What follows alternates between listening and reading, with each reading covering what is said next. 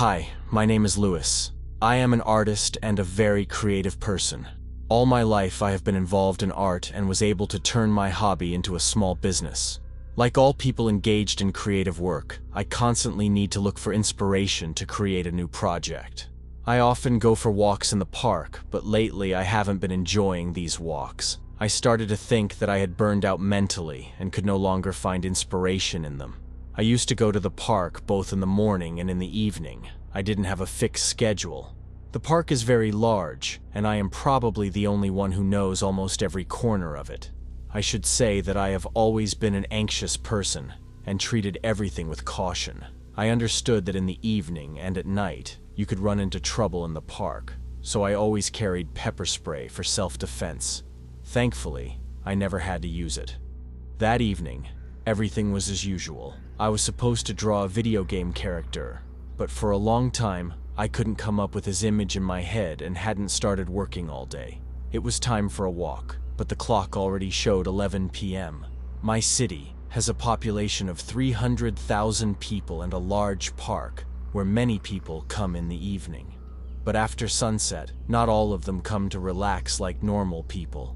I have always liked to walk along one forest trail. That day, I followed this route again. The humidity outside was high, and in the park, there was a pond covered with mist. It was the perfect atmosphere to be alone with my thoughts. As I approached my trail, a light rain began to fall. One drop after another fell onto the last lamppost in my path. Into the forest, into the darkness, into solitude. I took the first step and immediately felt it, the thing I had been missing. The atmosphere of the forest. With each step, there was less and less light along my way, and after just 5 minutes, I was walking along a winding forest path and could no longer see the lamppost. The right thoughts began to appear in my head. Thoughts about how beautiful silence is. If you go far from people, you might think it would be quiet there, but in reality, the volume only increases. This world and nature begin to speak to you. The wind sways the branches of the trees. Raindrops fall onto the leaves and grass. There are many sounds, and the forest speaks to me. At such a moment, all the mental clutter leaves, and ideas appear. It is then that I can understand in which direction I should move. But that day was special. From the very beginning of my path, I noticed that a strange man was following me. He walked very slowly but continued to follow me even when I entered the forest. This immediately made me wary and kept me from clearing my mind. My thoughts were filled only with anxiety and caution. I could hear his footsteps and couldn't stop thinking about him. I kept walking, hoping that at the next turn he wouldn't follow me, that it was just a coincidence. I reached a fork in the forest path and turned right. I quickened my pace and kept looking back. The man seemed to have turned left or gone straight. I was alone, but for some reason, I didn't feel any calmer. I continued along the forest trail, constantly hearing sounds that had once seemed completely normal to me, but now sounded very alarming and threatening. I kept glancing around and turning at every rustle. It was already dark outside, so I turned on the flashlight on my phone. Honestly, that only made me feel more uneasy. I constantly had the sensation that someone was watching me. After walking about a kilometer forward, I realized I needed to head back. I wasn't enjoying this walk at all. I turned around and started going back. I walked for about 20 minutes and couldn't understand why I still hadn't reached the fork. I should have been there by now. Could I have taken the wrong turn in the dark? Suddenly, I heard a sound behind me. Someone was walking. I'm not a coward, but in that moment, I was really scared because I didn't know where I was. I decided to step off the path just in case and stood behind a tree. I saw someone's flashlight. I stood there in the damp grass, hoping it was just another night walk enthusiast. But something kept bothering me.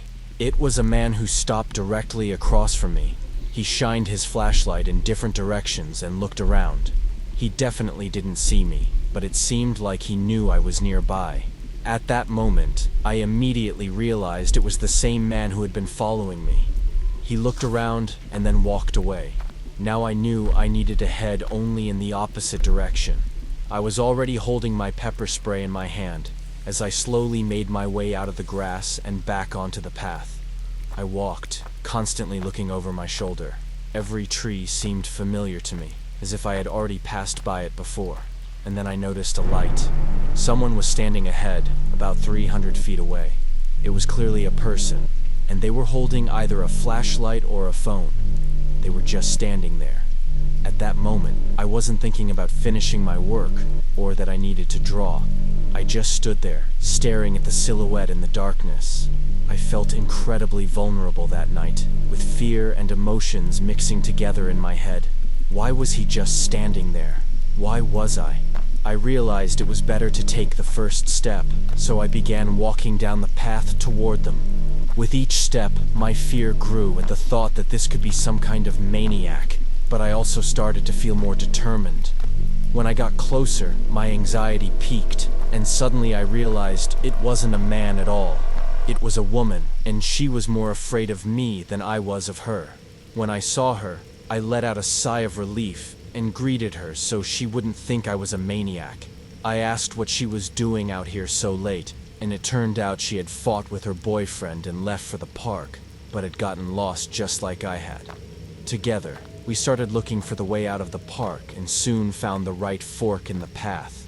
Within 5 minutes, we saw a lamppost. It was our guiding beacon.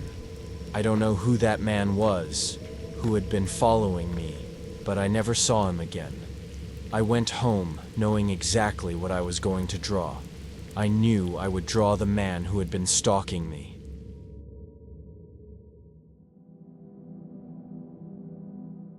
My name is Simon. I live in a small town where strange things rarely happen. One day, my girlfriend came to visit me. I hadn't seen her for an entire month. We spent the whole day together. We walked around the city, spent time at my apartment, and visited my parents. It was a very busy day, and by the end of it, we were both tired. But we were ready to get tired like that again. We didn't want to say goodbye to each other. At 10 p.m., Molly packed her things, I put on my jacket, and we left the house. I went to walk her home. She didn't want to take a taxi so we could walk together a bit longer. Our route to the train station went through the biggest park in the city. We decided to walk through the forest and come out right at the station where Molly would catch her train. We arrived at the park, which was full of people. There were many attractions for children. We walked and enjoyed ourselves until we entered the dark forest. On this forest trail, there was no one but us. It was very dark, and I had to turn on the flashlight on my iPhone. We walked in silence for some reason. I could see that Molly was tense and uneasy. I decided to talk to her so she would be distracted from the darkness surrounding us. We walked and chatted for about 10 minutes, and we even managed to forget that we were surrounded only by forest and darkness. Suddenly, we heard some strange sounds in the bushes to our right. We stopped. Molly immediately stepped behind me and began backing away. Unexpectedly, a black cat darted out of the bush. It stopped in front of us for a few seconds, and as soon as I shone my flashlight into its eyes, it ran off into the forest. Molly was very frightened, while I pretended everything was fine. I even teased her a bit, saying that evil entities lived in this forest. She was clearly not amused by my jokes and was on the verge of getting upset with me, but I just found it funny. We kept walking, and were almost at the station when, in the distance, a male silhouette appeared in our path. That night, even in the dark, the road was visible. A man was standing in our way. Molly stopped and said she was afraid to go that way. I told her there was nothing to be afraid of. It was just a man out for a walk. She again suggested we turn back and go around, but we were already running late. I told her not to worry and took her hand. We approached the man, planning to simply walk past him. He just stood there, looking very strange. He was dressed in black and was staring into the forest. Even I felt a bit uneasy at that moment because he looked so odd. We walked past him, and I turned to look at him again. At that moment, he looked straight at me, right into my eyes. Creepy. We reached the station, and the entire way there we stayed silent. Molly didn't know what to say. Our cheerful mood was gone. At the station, we were the only ones there, as if all the people on Earth had disappeared. It was eerie. The train arrived on time. I said goodbye to Molly, and I headed back. I knew I would meet that man again, but I desperately hoped it wouldn't happen. I walked along the forest path, expecting to encounter that stranger. After about 5 minutes, I reached the place, but there was no one there, only me, the trees, and the darkness. From that moment, every rustle in the forest made me anxious and uneasy. I kept walking and constantly looking over my shoulder, hoping not to run into that man. After about 10 minutes, I suddenly saw the same cat sitting right on the path. I walked up to it. Damn, I almost dropped my phone when Molly sent me a message. She was worried about me. I replied that everything was fine and that I was almost out of the forest, but the message didn't send. The signal was gone. In the distance, I noticed a light. Someone was standing right on the path holding a flashlight. I walked toward them, but I was already on edge. Maybe it was just a park security guard or an ordinary passerby, but I kept thinking about that strange man. As I got closer, I let out a sigh of relief. It was a security guard. He was just inspecting the park grounds. I greeted him, and he asked me if I was okay. I told him I was fine and just heading home. He told me that a person had recently gone missing here, and his boss had ordered them to patrol the park twice a day. I told him I had seen a strange man dressed in black.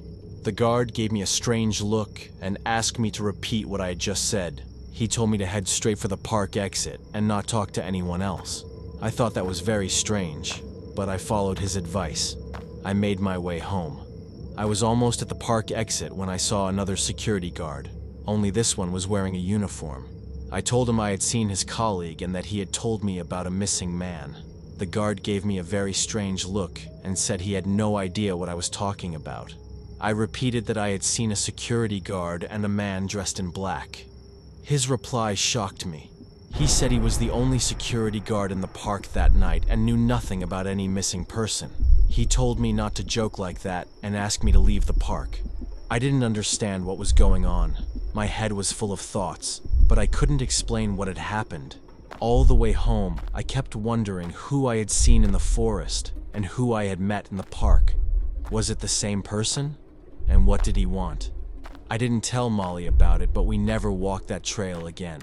When I got home, she sent me a message asking if I had seen that man again on my way back. I replied to her. I said no. For the first time, I lied to her.